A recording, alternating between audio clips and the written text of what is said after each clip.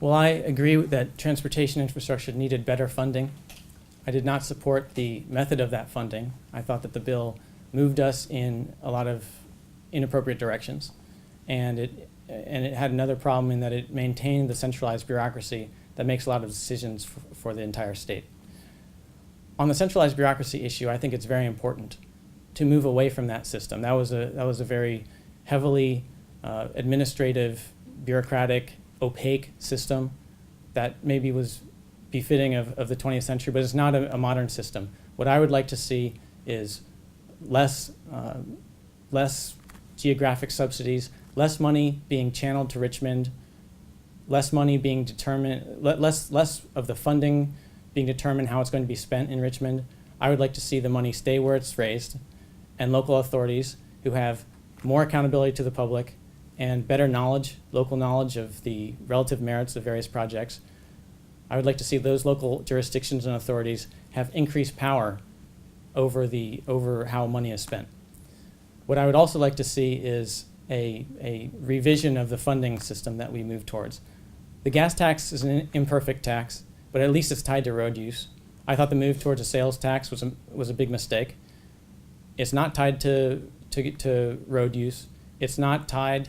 There's no way that we know that the actual funding increases are actually going to go to transportation. Healthcare is a huge driver of growth.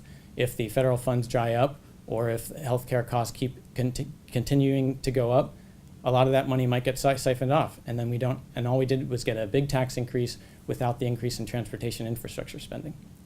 So what I would like to have done, and I should point out that move towards a sales tax was very regressive.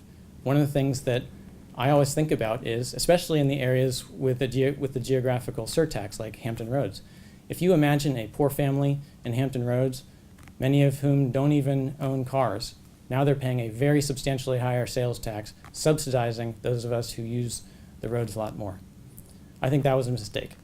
What I would like to see is us move towards a system, closer to a system of user pays, decentralize the decision making, end the geographic subsidies, move more towards gas taxes or vehicle miles driven taxes or priced road usage, congestion fees, and tolling. But one of the things that people don't like is when they feel like the tolls are being added on to what they already pay. So they've already paid for a road or a bridge.